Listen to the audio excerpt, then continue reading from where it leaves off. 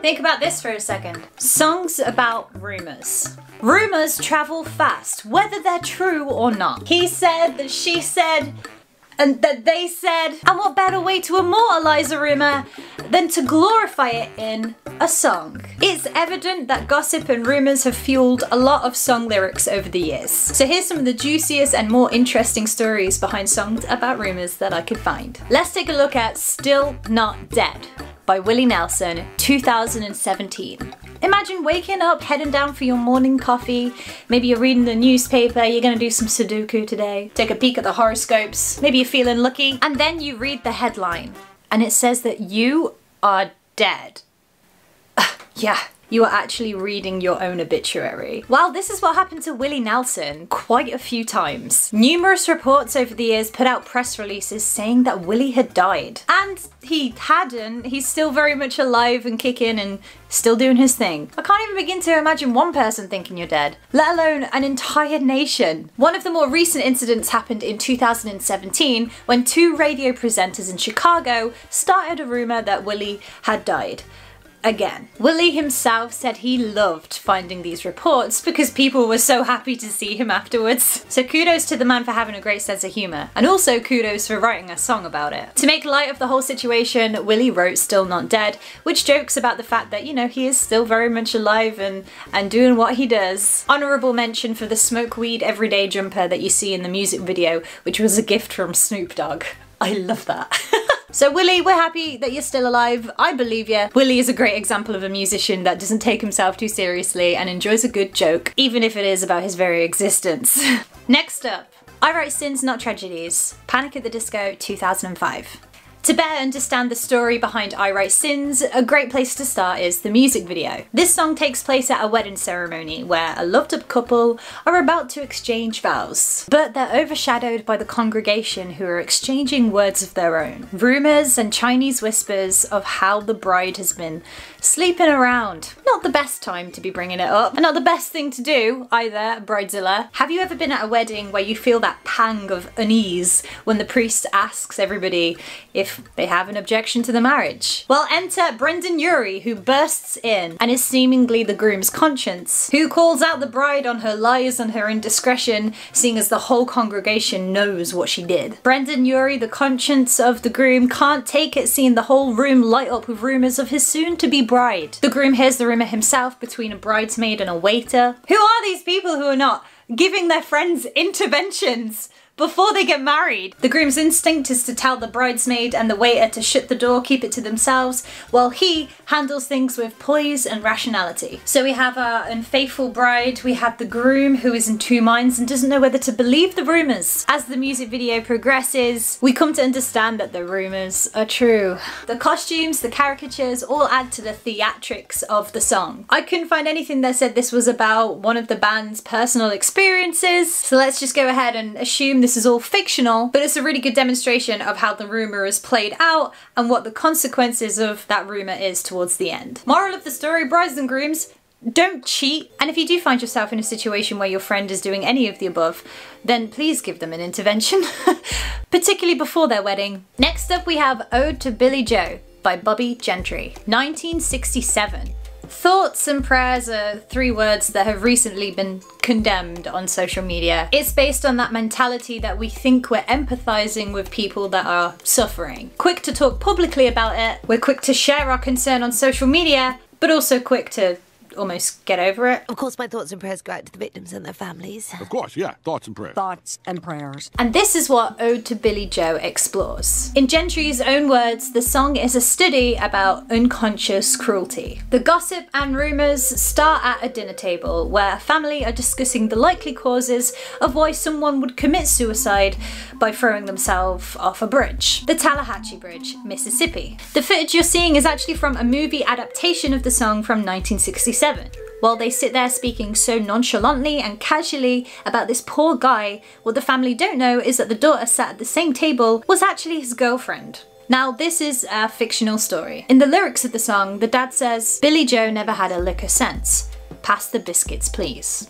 While the family sit there and discuss the death of Billie Joe, they're interspersing everyday conversation. it's like they could really care less. Now, while the family in the song are sat there gossiping away, gossip started to travel in the real world too. Everyone across the world that heard Bobbie Gentry's song became obsessed with different theories of how and why Billie Joe died, and what he was seen to be throwing off the side of the bridge in one of the verses in the song. Listeners were more enthralled with the idea of what he threw off the bridge and not why he threw himself off the bridge. But it's never been confirmed what that was. In the film, it's a rag doll. Now, there's a lot of speculation about what this could symbolise. In the film adaptation, they cast Billie Joe as a gay teenager who commits suicide after feeling guilt for having sex with another guy. Yeah, the film is dark. Bobbie Gentry herself said that she had no idea what the item would have been that he threw off the bridge, and that it was never meant to be the central message of the song. So what are some of the theories? These theories get super dark. Now, the saddest and darkest theory out there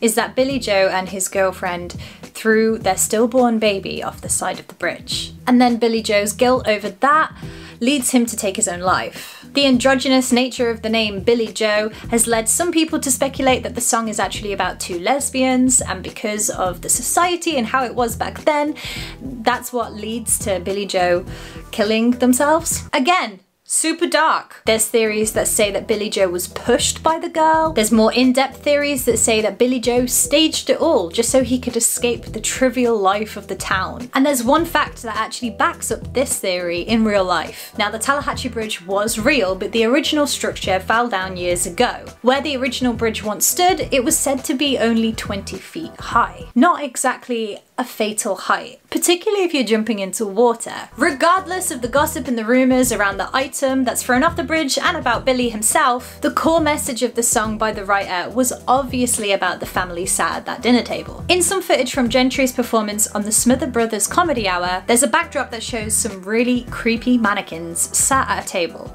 just in the background as she performs.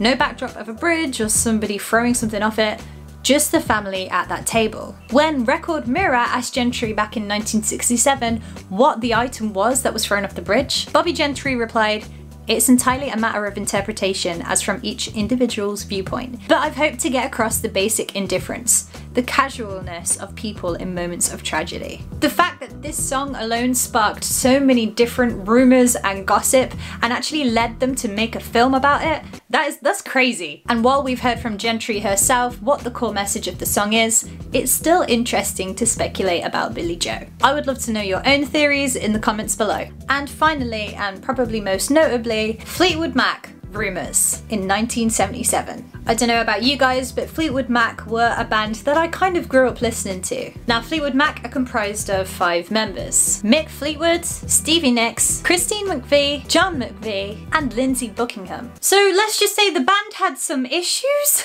You had Christine and John from the band who were going through a divorce at the time. Stevie Nicks and Lindsey were in the midst of a breakup, and Mick Fleetwood's own marriage was on the rocks, and he was having an affair with Stevie Nicks, and it was all just a little bit crazy. Better than anything you'd find on reality TV. In a tiny vocal booth at a place called Record Plant Studios in Sausalito, California, the band laid down what would be their most successful album. Their most successful album, and one of the most successful albums of all time. What is interesting about this entire record is the drama that happened behind the scenes. Imagine going through a breakup or a divorce with the person that you work with. You're within a creative environment and you have no choice but to show up to work every day and to get a song recorded. Not just a song, an entire album. Listening through the entire album, you hear accounts and stories from everybody's point of view of what was happening to the band in that moment of time. In a documentary of the making of, Christine McVie said, "We were writing these journals or diaries about one another."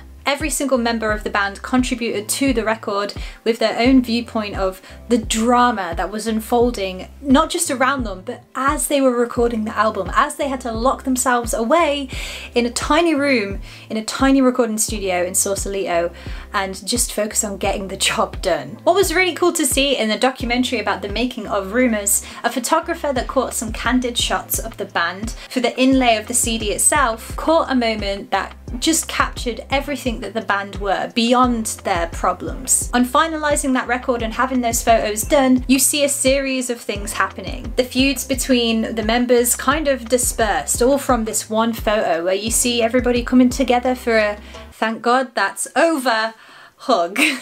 Secondhand news, the opener of the record was a track penned by Lindsay about his breakup and the drama between him and Stevie Nicks. Mick Fleetwood called the whole situation a classic intergalactic mess. Another notable song off of this record was Christine McVie's Songbird, which was later discovered by Eva Cassidy. She performed and recorded the song at a piano in an empty auditorium over the course of an evening. And even though this feud, this whole weird energy was happening around them, John, Christine's then ex-husband, still showed a fondness and a likeness to her creative writing. Fleetwood Mac are a glowing example of how a band, even though they have differences personally, can pen some killer songs. I urge you to go and listen to the entire album right now. And that is it for today's video, you guys. Maybe you have a favourite song that's about a rumour or about some juicy gossip. Leave it in the comments below. Thank you for exploring some of the weird and wonderful stories behind the songs we hear every day. New Songs About episodes will be uploaded every Wednesday and Friday for the foreseeable future. And that's not a rumour,